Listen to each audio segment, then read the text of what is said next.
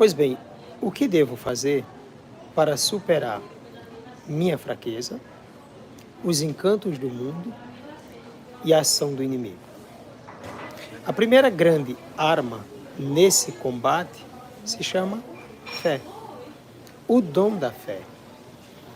Quer dizer, algo que nós estamos procurando hoje, é um tesouro que nós procuramos hoje e não estamos tendo facilidade de encontrar. Talvez alguém diga, não, padre, há muita gente que crê, há muita gente que tem fé, há muita gente que expressa isso no gesto, com as suas vestes, talvez até com as suas palavras. É verdade, né? Muita gente pode estar proclamando isso. Mas será que estamos vendo mesmo essa fé? Uma fé como adesão total a Deus e a sua obra? Porque quando eu falo de adesão, isso significa dizer que eu me volto completamente para. Eu me volto totalmente para Deus.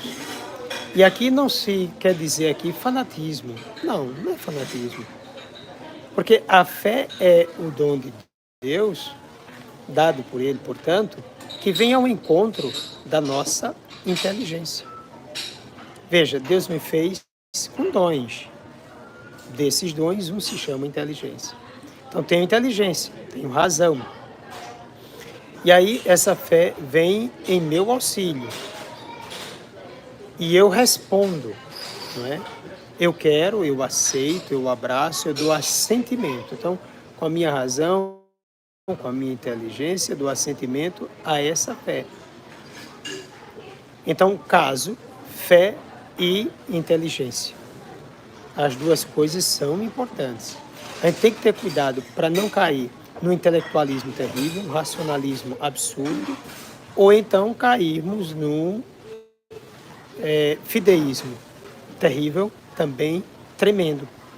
Porque aí você negaria completamente a razão, você negaria a ação da inteligência, jogaria tudo no âmbito da fé. E não pode ser somente a fé, não é? Eu tenho uma fé e eu tenho a inteligência. Então eu vou agir com fé e vou agir com inteligência. Tem que saber dosar as duas coisas. Agora, poderia ser, por exemplo, ser totalmente voltado para Deus? Claro, tem que ser totalmente voltado para Deus.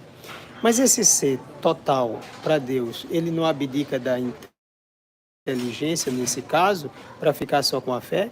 Não, pelo contrário. Racionalmente, percebo, não é, a importância do dom da fé, percebo a importância dessa relação com Deus, dessa intimidade profunda com Ele. Então, estou em intimidade profunda com o Senhor. Então, essa adesão supõe justamente a totalidade da minha vida. Então, exige o meu afeto, exige o meu emocional e o meu intelectivo. O meu intelecto está sendo colocado aqui em jogo total, quer dizer, está sendo lançado totalmente naquilo que eu já entendi que é, de fato, o mais importante para mim, o tesouro. Por quê? Porque dei assentimento. Então, não a fé sem inteligência, mas, ao mesmo tempo, não uma inteligência sem fé. Então, a gente percebe que hoje esses extremos estão tomando conta de tudo. Ou você tem aqueles que querem a fé sem o uso da razão, porque nós somos limitados, porque nós estamos no mundo todo envolvido aí no pequenez, na tentação e em tudo. Então a fé seria uma purificação total para isso. Ou então aqueles que não querem saber de fé nada, fé é ilusão, por isso que nega milagre, nega tudo. Daí aí você passa a negar o próprio Cristo, a Sagrada Escritura, tudo isso. Você passa a negar tudo. Porque você acredita somente na inteligência, você acredita somente na razão, como se ela fosse capaz de tudo. Interessante que aqueles que negam a fé acusam os que creem de provocarem guerra, de destruírem o mundo, e esquecem, por exemplo, que foi justamente por falta da fé que realizaram a Primeira Guerra Mundial, a Primeira Grande Guerra Mundial, a Segunda Grande Guerra Mundial. O mundo vai desabando, percebemos isso, justamente num ambiente onde não se tem fé. Não é? Porque o homem acha que com a inteligência pode tudo e sabe que não pode. Do ponto de vista tecnológico, a razão vai longe, a inteligência vai longe, é verdade. Mas se nós observarmos, por exemplo, essa mesma inteligência que cria tantas coisas, não é? Fabrica tantas coisas importantes, é importante. Estou aqui com esse celular, aqui numa livraria, filmando para você, falando com você agora, é tecnologia. Alguém usou a inteligência para fazer tudo isso aqui. O veículo de comunicação, uma tecnologia que facilita todas as coisas muito bem. Aí também na sua casa, o seu celular, sua televisão, tudo que está aí fazendo parte do seu momento, deste momento nosso, né? Então, isso é inteligência, né? O problema é que o uso da inteligência está ficando diminuído, talvez não seja aplicado à realidade moral das pessoas, à sua intimidade com Deus, quer dizer, esse existir como pessoa para além do tecnológico, para além do poder fazer, porque existe um sentido de vida. Então você tem que envolver o aspecto intelectivo com o aspecto moral, com o aspecto, quer dizer, uma série de coisas. Eu não posso separar isso. Então essa realidade é extremamente importante. Então veja, eu preciso literalmente estar envolvido com essa causa. Veja que essa causa é extremamente importante. Então, eu uso o aspecto moral, eu vou perceber que existo e não depende somente de uma inteligência, não existe somente de um sentir, existe também o sentido da vida. Volto a ele. E o sentido da vida não é somente uma questão de inteligência, é uma questão de fé. Não é? Eu preciso da fé para isso. Então veja, a inteligência e a fé vão me ajudando para me entender na minha totalidade. Eu olho para mim e vejo instinto, eu olho para mim e vejo corpo, olho para mim e vejo alma, eu olho para mim e vejo afeto, olho para mim e vejo razão, vejo inteligência. Então veja quanta coisa eu vou começar a perceber em mim. Como é que eu vou trabalhar tudo isso? Existe uma dimensão material e existe uma dimensão espiritual.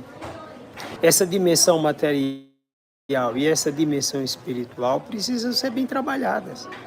Olha, numa dimensão material, o que é que eu percebo? Necessito de água, necessito de comida, necessito de vestes, né? Preciso me vestir. Muito bem, está ótimo. Agora, e a dimensão espiritual? Eu invisto nela? Ah, não, porque eu estou apegado à questão da inteligência, à questão da razão. Muito bem, estou usando a razão para tudo isso. Mas a alma não está sendo alimentada? Então, como é que eu posso alimentar essa alma? Eu vou alimentá-la com oração? Eu vou alimentá-la com sentido de vida? Mas sentido de vida vem de onde? Da fé? Eu preciso da fé, claramente da fé. Ah, mas não dá para crer, padre. Crer não poderia ser só a ilusão? Não. A ilusão tem quem não crê. Porque a fé, ela torna a razão mais ampla. Imagine você perceber uma montanha na sua frente e depois você estar sobre ela e ter uma visão bem panorâmica, bem longe, bem distante. Mas ao mesmo tempo onde você se encontra, ter uma visão mais profunda. Então, a fé, ela lhe ajuda a ter essa visão mais profunda, a ir mais além.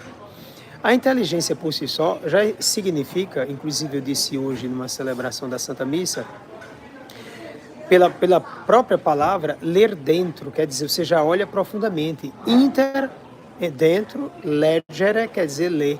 Interlegere, quer dizer ler dentro. Agora, imagine uma leitura interna, profunda, quando você coloca a fé nesse ponto. Aí sim, porque a fé, ela faz você enxergar com mais amplitude, com mais profundidade, faz você ver o âmago da coisa. A fé, como é necessário tê-la, como é necessário abrir-se a ela. Então, a fé e a inteligência, né, não podem ser separadas de forma alguma. Percebemos isso na história. Analise bem, na história, quando tentaram dividir, quando tentaram separar teologia e filosofia, por exemplo, razão e fé, a coisa se complicou. Na verdade, essa separação, ela já começou, inclusive, com Santo Tomás de Aquino. Santo Tomás de Aquino, ele já colocou uma posição de autonomia. É claro que as instituições, elas precisam de suas... de cada uma de sua autonomia. Então, a filosofia tem sua autonomia. A inteligência tem sua autonomia. É claro, é sério isso. No entanto, não podemos separá-las se pensamos no homem, um ser também filosófico, mas um ser fiducial, um ser que crê, um ser que tem fé. Até porque a plenitude vem com as duas coisas. O homem, ele só se completa com Deus. A sua plenitude se encontra em Deus. Até porque a razão de ser dele está em Deus. Muito bem. Então começa essa ideia de autonomia, que é importante ter autonomia, descobrir autonomia. Mas a autonomia não é sinal de desligamento. Então, o mundo desligou. Percebemos, por exemplo, quando veio o Renascimento, vamos fazer renascer a cultura grega, fazer renascer tantas coisas, a arte, por exemplo. A arte veio com força. Depois veio o Iluminismo. E aí caímos no modernismo e tantas outras coisas. O que é que vai acontecer aqui? Quem estava na cadeira principal? Deus. Deus estava na cadeira principal. O que é que acontece aí depois da chamada Idade Média? Tira-se Deus da cadeira principal e coloca-se o homem. Então, o homem se torna o centro. Então, tudo vai ser voltado para... Inclusive, muitos discursos até hoje têm esse objetivo de colocar o homem no centro. Só que aí a gente percebe que colocando esse homem no centro, também está se tirando Deus. E o que é que a psicologia, por exemplo, diz? Quando você tira Deus, você o substitui por outra coisa. Então nós temos aí os deuses substitutos. Você tirou aquele que preenche o vazio, ou talvez essa sede de infinito que já existe no ser humano, que é inata no ser humano. Você tirando o Deus que preenche verdadeiramente esse ser humano, o que é que vai acontecer? Você vai tentar preencher com outra coisa. Só que a questão é, qual é a outra coisa que preenche o lugar que só cabe a Deus? Não existe. Você vai colocar um ser humano no lugar de Deus, ele não preenche. Você vai colocar riqueza no lugar de Deus, também não preenche. Você vai colocar toda essa fome de prazer que existe dentro de você no lugar de Deus, também não vai preencher. Quanto mais se entrega a essas coisas, mais o vazio aumenta, o abismo se abisma cada vez mais. Então, o que é que a gente vai fazer diante de tudo isso? Espera aí, vamos procurar sempre mais cair nesse fosso? Será que não é chegada a hora de colocarmos a nossa inteligência de novo de joelho diante do Senhor? Descobri-lo verdadeiramente? Fazer uma releitura, assim como foi feito com o renascimento das artes, fazer o renascimento da fé verdadeira? Observar melhor, por exemplo, a realidade de Jesus Cristo? Quer se fazer, por exemplo, uma análise com outros fundadores de religião e etc., faça a sua análise, faça seu estudo, investigue direitinho, faça como São Justino. O que era Justino? Era um leigo conhecedor da filosofia grega, conhecia bem a filosofia grega, e estudou também os poetas romanos, o grande Cícero. Ele era conhecedor de tudo isso, mas por quê? Porque ele procurava a verdade, ele tinha fome da verdade. Depois foi conhecer o Antigo Testamento, conhecer aquilo que Israel entendia por verdade, até chegar ao Novo Testamento, até chegar a Jesus Cristo. E é interessante porque quando ele chega a Jesus Cristo, é o eureka da vida dele. De fato, ele encontrou a verdade, né? Encontrou o verdadeiro caminho para ele. Então, aquilo que na vida dele era um vazio, agora não. Ele agora se sente, não vou chamar de plenitude neste mundo, porque a gente não tem plenitude neste mundo, mas ele vai entender que a partir de Cristo ali, ele encontrou a razão absoluta da vida dele. Então não ficou vazio, porque nada pode substituir aquilo que é próprio de Deus. Vamos ver aquela frase, por exemplo, de São Pedro, quando ele diz a Jesus: a quem iremos? Só tu tens palavra de vida eterna. É a conclusão do capítulo 6 do Evangelho segundo João. Então só Deus preenche, só Deus tem a palavra de vida eterna, só Deus traz plenitude para esse homem. Pois bem, houve a ilusão. Vamos colocar o homem, tira Deus. Então vai substituir Deus por muitas coisas. Então o vício toma conta de tudo, a corrupção vem por toda parte. Nós estamos vendo aí as famílias sendo destruídas, crianças destruídas, adolescentes, jovens, adultos que não sabem mais o que fazer na vida. Por quê? Porque perdeu o foco, porque perdeu o centro, porque perdeu a razão de ser e de viver. Não sabe mais qual o sentido legítimo de sua vida. Perdidos como cego em tiroteio. Essa é a situação. E para agravar mais ainda, se não bastasse já colocar o homem na cadeira principal, o homem foi trocado pela técnica, o fazer que é próprio desse ser humano. Interessante quando os gregos começaram com isso, com a técnica, né? Aquilo é importante para eles, o fazer é importante, dá uma ideia de criador, né? Pessoa como criadora. Aí colocou a técnica no lugar do próprio homem, o homem escravo da técnica, e hoje nós percebemos isso.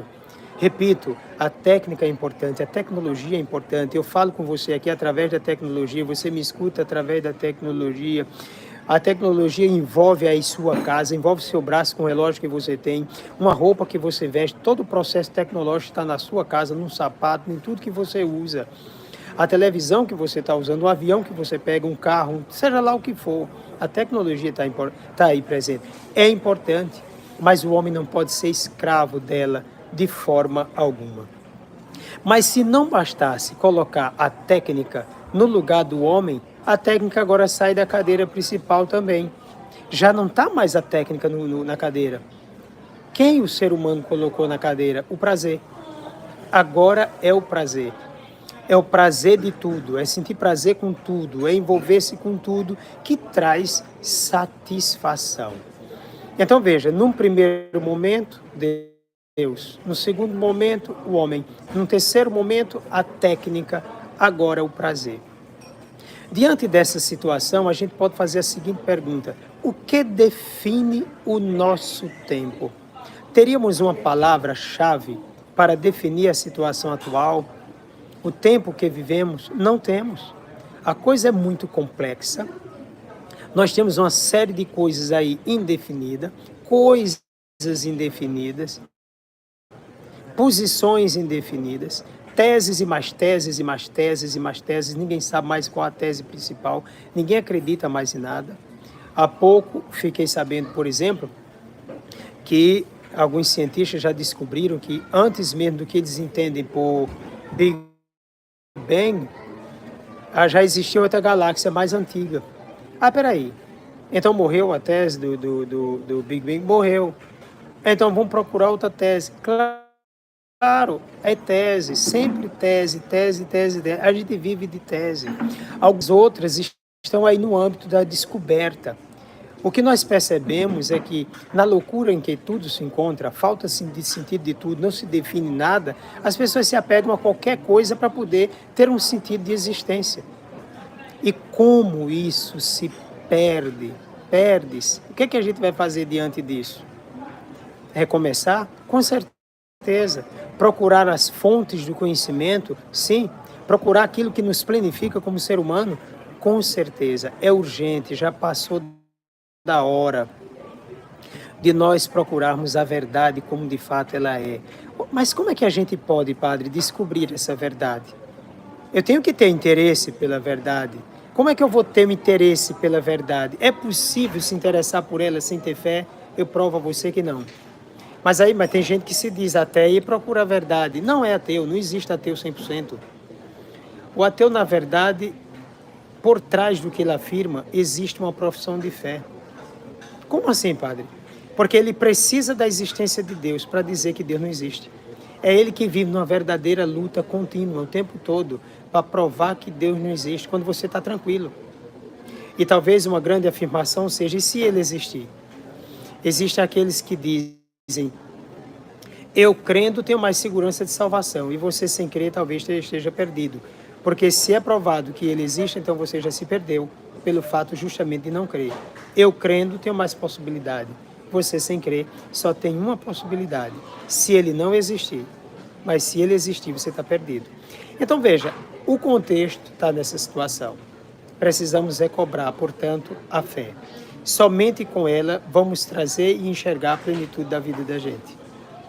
Realidade espiritual, realidade material, corpo e alma, com tudo aquilo que compõe o nosso ser. Todo o nosso ser aqui presente diante de Deus. Eu preciso do alimento espiritual, eu preciso do alimento material. Se eu quiser reconstruir minha vida, no meio das lutas que tem daí pela frente, se eu quiser reconstruir minha casa, se eu quiser reconstruir minha família, se eu quiser reconstruir as pessoas que estão do meu lado, se eu quiser dar sentido a esse mundo, eu preciso me abrir à fé imediatamente. Jesus Cristo faz uma pergunta e é bom que a gente traga de volta. Será que quando eu voltar, eu ainda encontrarei fé na terra? Será que eu encontrarei fé na terra? Olhe do seu lado, perceba se você está vendo essa fé, se está enxergando essa fé. Essa foi a palavra inicial. Eu acredito que dá para a gente repensar, depois colocar a vida da gente aí nesse ponto, nessa questão, aderindo verdadeiramente a Deus, sim. Mas repito, voltemos às fontes. Vamos à Sagrada Escritura, vamos à tradição da igreja, procuremos os padres da igreja, fazer um estudo dos padres da igreja. Isso é importante. Como é importante voltar-se à palavra, voltar-se aos padres da igreja, voltar ao começo. Se você fizer com seriedade uma pesquisa dessa magnitude, não tendo medo da palavra, não tendo medo da descoberta que vai fazer, eu tenho certeza que você vai encontrar um sentido legítimo para a sua vida hoje. Sua vida hoje. E descobrir-se crendo hoje é uma forma de se dizer, bom, hoje eu estou sendo uma coluna.